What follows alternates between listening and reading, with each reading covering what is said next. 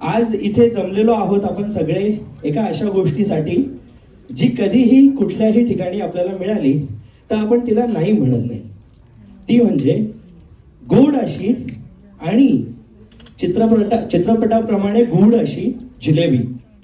जिलेबीचं composition आपल्या सगळ्यांनाच माहिती आहे की छान स्वीट फनल तयार होतं आणि मग ते पाकात जातं, मुरतं आणि मग ते बाहेर काढलं की खुसखुशीत, गोड, आंबट आणि छान अशी चव असते, बॅलन्स्ड अगदी.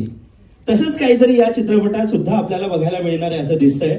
आणि खरं तर टीझर बघितल्यानंतर इंटरनेटवरती, सोशल मीडियावरती चित्रपटाबद्दल खूप साऱ्या चर्चा केल्या जात आहेत. एका वेगळ्या रूपामध्ये आपल्याला आपले दोन्ही लाडके कलाकार बघायला मिळत आहेत. त्याचं कॅप्शन आहे गोडही आणि गूढही. गूढ आहे कारण सस्पेन्स थ्रिलर आहे, गोड आहे कारण त्या गोड कलाकारांबरोबर मेनू आम्ही गोड दिलाय. आणि मी तुम्हाला म्हटलं तसं की यातलं कुठलंच पात्र सरळ नाही. आपण म्हणतो ना म्हणताना की अरे अगदी जिलबीसारखं सरळ आहे रे, म्हणजेच तो सरळ ते उपहासात्मकच वाक्य आहे. त्यामुळे तो सरळ कोणीच सरळ नाही, सगळे जिलबीसारखे गोलगोल आहेत, आतल्या गाठीचे म्हणतो ना आपण मराठीत. तर ते काय आहेत आणि कसे आहेत अर्थात ते चित्रपटात तुम्हाला कळेल. स्वप्नील सर इथे समोर. पहिल्या प्रथम हॅपी न्यू इयर. नमस्कार. नमस्कार. कसं आहेस? बस मजेत. मला तुमचा दोघांचा अनुभव एकत्र आलात तुम्ही खूप वर्षानंतर, जे स्वप्न तुझं पूर्ण झाले म्हणजे ऍज अ ऍक्टर.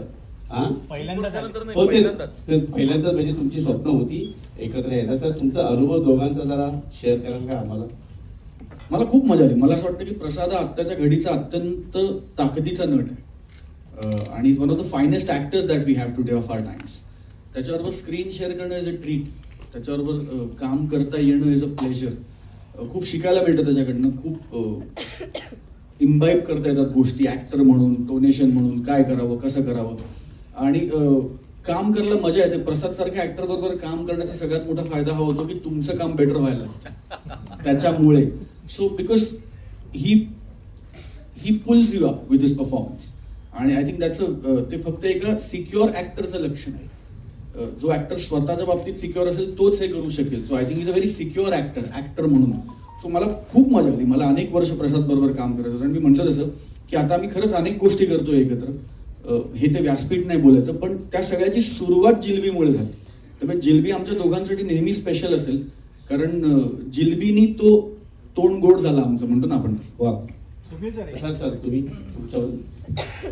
हा, मला म्हणजे जसं मगाशी पण मी म्हणालो की 3-4 वर्षांपासून आम्ही काही ना काहीतरी प्लॅन करायचा प्रयत्न करतोय. खरं तर 5-6 वर्ष, 3-4 पण नाही. पण स्टोरी चांगली मिळाली तर ती डेव्हलप होत नव्हती, मजा येत नव्हती त्याच्यात, काही नाही, तो जॉनर आवडत नव्हता, असं बरंच काही झालं. आणि मग माझ्या डोक्यात एक स्टोरी घोळायला लागली, जी मी खरं तर जिलबीचं शूटिंग सुरू होण्याच्या आधी त्याला जस्ट एक 1 पेजर आपण सिनॉप्सिस सांगतो तशी सांगितली. त्याच्यावर तो म्हणाला मला अंदाज येत नाहीये, आपण अजून जरा सविस्तर बोललं पाहिजे या गोष्टीवर. आणि मग माझं फिक्स झालं होतं की मी त्या विषयावर स्टोरी लिहिणार आणि मी ती कोणाला तरी लिहायला देणार, पटकथा संवाद, आणि मी ती स्वप्नीला घेऊन करणार, हे माझ्या डोक्यात फिक्स होतं. पण याला तो अंदाज येणं शक्य नव्हतं कारण ते सगळं माझ्या डोक्यात होतं ॲज अ डिरेक्टर. पण मग मला तेवढ्यात जर जिलबीसाठी नितीनने मला विचारलं, आणि नितीन मला जेव्हा सिनेमा विचारतो तेव्हा मी कधीच नाही म्हणत नाही, कारण तो मला कधी वाईट रोल देत नाही, मला वाईट पैसे देत नाही, त्यामुळे नाही म्हणण्याचं काही कारणच नसतं. त्यामुळे नितीननी विचारलं की, आणि त्यात स्वप्नील होता आणि मला त्यावर काम करायचं होतं. माझा उद्देश हा होता की तो सेटवर कसा असतो हे मला बघायचं होतं. म्हणजे मित्र म्हणून तो लाखच आहे, माणूस म्हणून तो उत्तमच आहे, पण तो ऑनसेट कसा असतो हे मला ऑब्झर्व करायचं होतं, जेणेकरून समजा तरी खूप टँट्रम्स दाखवले तर मला वेगळं वागायला लागलं असतं, तो खूपच साधा सोपा वागत असतं तर मला वेगळं वागायला लागलं. असं काहीतरी केलं नाही पण मला त्याला ऑब्झर्व करायचं होतं. आणि मी थक्क झालो त्याचं प्रोफेशनलिझम बघून, त्याचं डिवोशन बघून, त्याची पंक्च्युअलिटी बघून, किंवा कुठेच सेटवर, म्हणजे आता मी तर दिसतो पण उर्मट चेहऱ्यावर, हा तर दिसत पण नाही, पण तरी सेटवरती कुठे असं काही टेन्शनचं वातावरण नाही, काही नाही, मस्त टाइमपास चाललाय, हसत खेळत काम करतोय. आणि जेव्हा नितीन ऍक्शन म्हणायचा तेव्हा तो प्रचंड सिरियसली आणि डेडिकेटेडली काम करायचा, जी माझी पण पद्धत आहे. मी खूप टाइमपास करतो अदरवाईज, पण पण एकदा काम सुरू झालं की मला दुसरं काही सुचत नाही. त्यामुळे आमची वेवलेंथ जुळत गेली जिलबीच्या सेटवर. आणि मग जिलबीच्या सेटवर मी त्याला त्या विषयावर अजून खुलून आम्ही बोललो. मी त्याला स्टोरी पूर्ण करून सांगितली, त्याला ती खूप आवडली. आणि जिलबीचं शूटिंग संपेपर्यंत आम्ही शिलाजीत करतोय हे पक्क झालं. त्यामुळे तो म्हणाला ते बरोबर आहे, आमच्या दोघांसाठी जिलबी हा फार महत्वाचा टप्पा आहे. नितीन सर, तुम्हाला प्रश्न आहे परत तिथे सर. हा जो तुम्ही विषय इन्स्पिरेशनल स्टोरी आहे का ट्रू स्टोरी आहे का तुम्ही, आणि नेमकं तुम्ही जो कॅरेक्टर स्वप्नीलसाठी तुम्ही जो निवडला त्याबद्दल जरा सांगाल का? खरं तर गोष्ट जसं यांनी आधी सांगितलंच आहे, गोष्ट हिरो असते. मच्छिंद्र बुगडे नावाचा रायटर याचा कथा पटकथा संवाद त्याचंच आहे. आलाय ना मच्छिंद्र जरा येतो का वर? मच्छिंद्रसाठी टाळ्या होऊ देत पहिल्यांदा. वा, 10 रायटर असतील ना त्याच्यात 11वा विचार आणणारा मच्छिंद्र आहे बरं का. तर मच्छिंद्र खरंच उत्तम लिहितो आणि त्याने ही गोष्ट आणली. गोष्ट आणल्यानंतर सस्पेन्स थ्रिलर कोण करणार आपल्याकडे प्रोड्युसर? मग आम्ही राहुल दुबेंना पिच केलं. राहुल दुबेंनी आमच्यावर विश्वास टाकून होकार दिला आणि मग स्वप्नील जोशींकडे गेलो. त्यांना सांगितलं की कसं ही गोष्ट करायची आहे. मग प्रसाद हो, मग हळूहळू एक ती कॅरेक्टर जशी होती ना त्या कॅरेक्टर मधले नट शोधले आम्ही काही स्वप्नील जोशींसाठी सिनेमा नाही लिहिला किंवा प्रसाद ओकसाठी सिनेमा नाही लिहिला. आम्ही गोष्टीत चांगले नट आणले, बस इतकं केलं आम्ही. बढिया. स्वप्नील सर, तुमच्यासाठी प्रश्न. नमस्कार. तुमची ओळख एक रोमॅन्टिक हिरो म्हणून आहे आणि तुम्ही रोमॅन्टिक पद्धतीचे अनेक चित्रपटही केलेले आहेत. तर असा वेगळ्या पद्धतीचा जेव्हा रोल तुमच्याकडे आला आणि चौकट मोडण्यासारखा एक रोल आहे, वेगळा इंटरेस्टिंग रोल आहे, तर या रोलसाठी तुम्ही काय, भूमिकेसाठी तुम्ही काय प्रयत्न केला किंवा काय वेगळे पडत? मला असं वाटतं की प्रत्येक रोल साठी तुमचा प्रयास आणि प्रवास वेगळा असतो. प्रत्येक रोल म्हणजे रोमॅन्टिक मधला पण प्रत्येक रोल वेगळा प्रवास असतो, वेगळा प्रयास असतो. समांतर करताना रोमॅन्टिक नव्हतं पण तो वेगळा प्रवास होता. तो निगेटिव्ह आहे, डिप्रेसिंग आहे, अत्यंत बायकोला मारणारा आणि शिवीगाळ करणारा आणि खूप असा नेगेटिव्ह माणसाचा रोल आहे तो. सो त्याचा प्रोसेस वेगळा होता. वाळवी मधला जो आहे, जो स्वतःच्या गर्लफ्रेंड बरोबर स्वतःच्या बायकोला मारण्याचा प्लॅन पिझ्झा खाता खाता बनवतो, इतका कोल्ड ब्लडेड माणूस आहे तो, पण तो तितकाच गुड लुकिंग आणि चार्मिंग असायचो. तो प्रवास वेगळा होता. सो मला असं वाटतं की प्रत्येक चित्रपटाचा प्रवास वेगळा असतो. आणि जसं प्रसाद म्हणतोय किंवा मी म्हणतोय किंवा नितीन म्हणतोय की कथा ही तुमचा हिरो आहे. कथा तुम्हाला तो प्रवास करू देते. जर तुम्ही कथेशी प्रामाणिक राहण्याचा प्रयत्न केलात नट म्हणून, कलाकार म्हणून, तर ती कथा तुम्हाला तो प्रवास घडवते स्वतः बरोबर. मला असं वाटतं की कलाकार म्हणून माझं काम इतकंच आहे की त्या कथेशी प्रामाणिक राहणं, त्या संहितेशी प्रामाणिक राहणं आणि माझ्या दिग्दर्शकाच्या विजनशी प्रामाणिक राहणं. मी तो वाला नट नाही की मी काय करून दाखवतो बघा. मी तो वाला नट आहे की माझ्या दिग्दर्शकाला शॉट आवडला पाहिजे. दिग्दर्शकाचं ओके हे माझ्यासाठी नॅशनल अवॉर्ड. कारण त्या आमच्या सगळ्यांपैकी चित्रपट जर कोणाला दिसत असेल तर तो फक्त दिग्दर्शकाला दिसत असतो. आम्ही सगळे त्याच्या विजनला फॉलो करत असतो. सो त्याच्या विजन मधला टेक जर त्याला मिळाला तर तो टेक माझ्यासाठी सर्वोत्तम टेक असतो. तो माझा सर्वोत्तम असेल की नाही हा माझ्यासाठी महत्वाचा मुद्दा नाहीये. तर या गोष्टींची प्रामाणिकपणा ठेवून, प्रामाणिक राहून काम करण्याचा प्रयत्न सातत्याने इतकी वर्ष करतोय आणि जिलबीतही केलाय. रोल वेगळा असल्यामुळे त्याच्यात गंमत वेगळी आली किंवा वेगळी गंमत ट्राय करता आली, वेगळ्या भावनांना टच करता आलं, वेगळ्या एक्सप्रेशन्सच्या युनिव्हर्समध्ये जाता आलं, वेगळ्या पॉइंट ऑफ व्ह्यू नी एखाद्या सीनकडे बघता आलं, कारण गोष्टीत ती गंमत होती. असाच एक तुमच्यासाठी प्रश्न आहे की धर्मवीर नंतर तुमच्याकडे लोकांचा बघण्याचा एक दृष्टिकोन बदलला आणि एक असे एक स्टार किंवा सुपरस्टार असं तुमच्याकडे बघून बोललं जातं. तर या धर्मवीर नंतर तुमच्यात काय बदल झालाय का? म्हणजे काय वाटतंय? नाही वाटत तरी संपलं. हा प्लीज. प्रश्न आहे द लीड वर how was your this thing. Marathi समझता तुम्हाला? हिंदी. आपको हिंदी, हाँ. आपको कैसे लगा 2 सुपरस्टार के साथ काम करते हुए? डेफिनेटली मुझे बहुत अच्छा लगा end being a Bengali girl, it was one of my dream to work in a Marathi film so मुझे बहुत अच्छा लगा जब मुझे पता चला about the entire cast as well. So मुझे and firstly I was very nervous to work with Swapnil sir, but he was so cool and he made me feel so comfortable in the first day. And seriously sir, thank you so much for being so nice. कळलं मी का romantic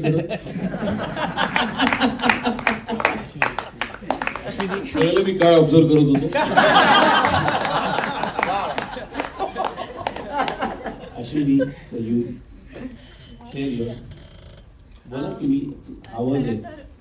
खरं तर माझी सुरुवात साऊथच्या फिल्म्समधून झाली, पण मला नेहमी जसं होतं की मी माझी जी जन्मभूमी आहे तिथे मला काम करायचं, आणि जेव्हा आपले लोक आपलं कौतुक करतात त्या क्षणासाठी आपण काम करतो सगळेच. बरोबर, अगदी बरोबर. त्यामुळं म्हणजे मी जिलबीसाठी खूप एक्सायटेड होते. आणि म्हणजे माझा पहिला दिवस जेव्हा शूटिंगचा होता, आधीच मी नर्वस होते, आणि त्यात माझा पहिला सीन स्वप्नीलजींबरोबर आणि दुसरा सीन प्रसाद सरांबरोबर. पण या दोघांबरोबरही काम करताना मला असं वाटलंच नाही की मी पहिल्यांदा काम करते. मला खूप कम्फर्टेबली त्यांनी ॲज अ को आर्टिस्ट सपोर्ट केला, आणि त्यामुळं मी नेहा झुंजाराव हे कॅरेक्टर साकारू शकले. पण अजून कोणाला काही प्रश्न? माझा प्रश्न तुम्हाला आहे, तुम्ही पुन्हा एकदा दुनियादारी नंतर स्वप्नील सरांसोबत काम करतात, कसा आहे एक्सपिरियन्स पुन्हा एकदा काम करण्याचा? तिथे पण खूप छान. म्हणजे मला असं वाटतं ना की स्वप्नील सरांबरोबर काम करणं ही एक ट्रीट आहे. खूप मजा येते त्यांच्याबरोबर काम करत असताना. दुनियादारीमध्ये तर अगदीच त्यांनी आम्ही नवीन होतो त्याच्यामुळे खूपच सांभाळून घेऊन आम्हाला एका त्या फ्लोमध्ये आणलं होतं आणि आमच्याकडनं काम करून घेतलं होतं. म्हणजे मला अजूनही आठवतंय, स्वप्नील सर कधी तसं भासवत नाही कोणत्याही कलाकाराला की तू नवीन आहेस का तू जुना आहेस. त्यांच्यासाठी हे असतं की तू सिनेमाचा भाग आहेस म्हणजे तू माझ्या तितक्याच जवळच आहेस.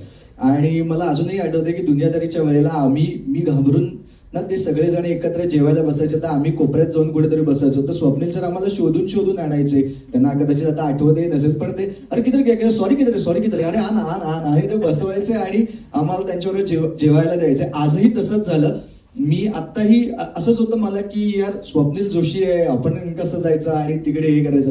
तर स्वप्नील सर चल खाना खाणे काय असं करून घेऊन जायचे आणि त्यांच्यासाठी जे काही आलेलं असेल तिथेच आम्हाला सुद्धा जेवायला द्यायचं. सो मला असं वाटतं ना की ते सगळेच जण जसं म्हणाले की ऍक्टरला कम्फर्टेबल करणं ह्या गोष्टी त्यांना खूप छान पद्धतीनं माहिती आहेत. आणि त्यावेळेस ते जसे होते ना आजही ते तसेच आहेत. भले त्यांच्या स्टारडम मध्ये खूप जास्त ग्रोथ झालेली आहे, पण तरी सुद्धा अजूनही ते आम्हाला असं भासू देत नाहीत की यार तुम्ही अजून कमी काम केलेत, मी जास्त केले. सो मला असं वाटतं ही खूप मोठी गोष्ट आहे. इव्हन आम्ही 10 वर्ष मला असं वाटतं दुनियादारी नंतर आम्ही एकत्र काम नाही केलं, पण कुठे भेटलो तर हाय हॅलो एवढंच व्हायचं. पण तरी सुद्धा या सिनेमासाठी एका कॅरेक्टरसाठी त्यांना ज्या वेळेला असं वाटलं की अरे कोण करेल, तर त्यांना माझं नाव आठवणं मला असं वाटतं यात सुद्धा बऱ्याच गोष्टी येतात. So thank you so much Swapnil sir त्यासाठी. खरं तर या चित्रपटाच्या भूमिकेसाठी तुम्ही कशी तयारी केली? माझ्या भूमिकेसाठी माझ्या भूमिकेसाठी सगळी तयारी माझ्याकडनं यांनी करून घेतलेली आहे. याच्यामध्ये कॅरेक्टरच वेगळं होतं. मी यापूर्वी असं काही कॅरेक्टर केलेलं नव्हतं. सो त्यांनी जसं सांगितलं त्याच पद्धतीनं ते सांगतील तसंच वाक्य म्हणायचं आणि तेवढंच म्हणायचं. काही 2-3 गोष्टी फक्त माझ्याकडनं मी ऍड करून, ती सवय असल्यामुळे थोडं कॉमेडी ऍक्टर असल्यामुळे मला की हे करून बघू का ते करून बघू का असं मी केलं. मग त्यांना जेवढं आवडायचं तेवढंच ते ठेवायचं, बाकीचं सगळं कापून टाकायचे. त्याच्यामुळे पण त्यांनी सांगितलं तसंच काम केलं. याच्यात वेगळी काही तयारी नाही. आणि मुळात काय झालं ना, मी हे जे कॅरेक्टर आहे ना ते थोडं ज्या भागातनं येणार आहे ना त्या मुलांना मी पाहिलेलं आहे. ते कसे रावडी असतात, ते कशा पद्धतीनं समोरच्याकडनं गोड बोलून किंवा कसंही आपलं काम कसं करून घेतात. सो ही लोक मी पाहिलेली होती. सो त्याच्यामुळे ना मला ते खूप बरं झालं की मी त्यांना सांगितलं फक्त की असं वाटतंय म्हणून.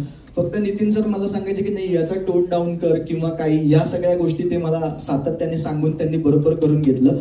आणि मच्छिंद्र हा माझ्याच विभागातला असल्यामुळे त्याने जे लिहिलेलं होतं सो ते थोडंसं मला कम्फर्टेबल वाटत होतं. सो त्याच्यामुळे आम्ही ती जी स्लम मधली जी पोरं असतात ना त्यांना हेरून ते बरोबर करण्याचा प्रयत्न केला, बस बाकी काही नाही याच्यात.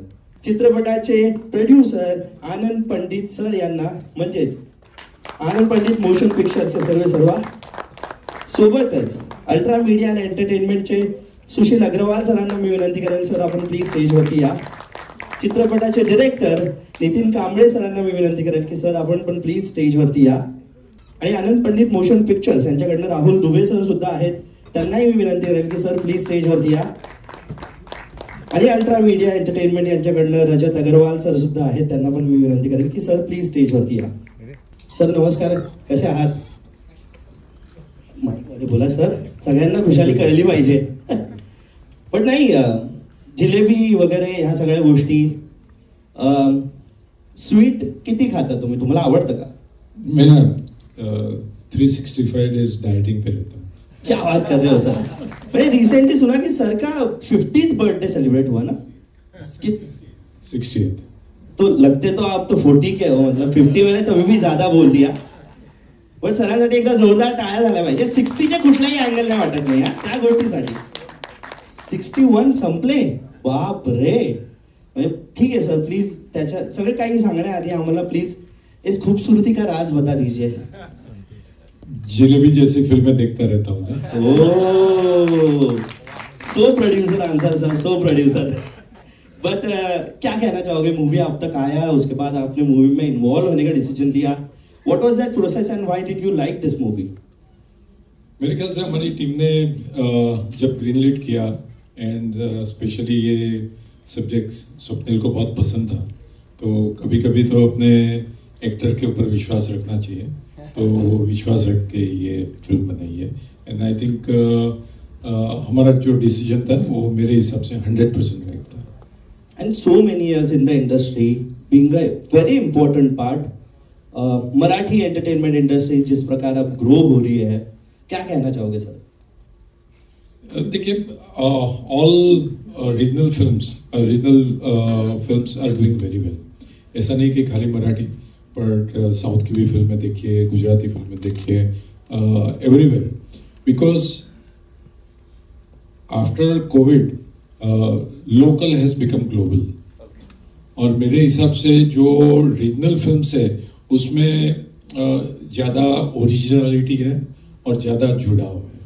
तो दैट्स वाई आई थिंक लोग उसे ज़्यादा पसंद कर रहे हैं. मल्टी स्टारर मूवी, त्यात एक कॉप थ्रिल असणार आहे या चित्रपटात म्हटल्यानंतर. ज्या प्रकारचा यांचा म्हणजे हिस्ट्री, जॉग्राफी, चित्रपटांमधले कॅरेक्टर्स राहिलेले, या कॅरेक्टर्समध्ये यांना टाकत असताना एका कॉपला रोमॅन्टिक वगैरे असं काही न दाखवता कसं जमलं? थ्रिलर सिनेमा असल्यामुळे रोमॅन्टिक गाणं किंवा गाणी असं नसणारच होतं. बरोबर आहे. सस्पेन्स थ्रिलर आहे म्हणून. पण एक आहे, सगळेजण विचारतात स्वप्नील जोशी कॉप का, स्वप्नील जोशी कॉप वाटतात का. पण आता लुकमुळे सगळ्यांना कळतं की काय आहे एक्झॅक्टली. पण मला वाटतं आपण ह्याच्यावर डिस्कशन करण्यापेक्षा ट्रेलर बघणं लवकर जास्त जरुरी आहे. तर आपण तिकडे मूव्ह होऊया असं मला वाटतं. नक्कीच. पण प्रत्येक चित्रपटाचे काही चॅलेंजेस असतात आणि काही मजा सुद्धा असते. या चित्रपटातली काय मजा तुम्हाला वेगळी वाटली करत असताना? सगळंच. एकतर दर्जेदार निर्माता आनंद पंडित यांच्यासारखा इतका महान निर्माता आम्हाला लाभणं आमच्या मराठी सिनेमाला, हेच आमच्यासाठी खूप मोठं आहे. पहिली गोष्ट. त्यांनी हो म्हणणं, मग आम्ही सिनेमा बनवणं, आणि मग इतकी सोन्यासारखी कलाकार मिळणं, स्वप्नील जोशी, प्रसाद दोघे पहिल्यांदा एकत्र येणं, त्याच्यामुळे हळूहळू ते जुळत गेलं. आणि जिलेबीचा मेनू इतका भारी बनलाय, तो गोड पण आहे, गुड पण आहे. आता तुम्हाला ट्रेलरमध्ये दिसेल, बघूया. सो एकूणच लक्षात येत आहे की जिलेबी इतकाच सरळ हा चित्रपट असणार आहे, बरोबर ना? गोल गोल.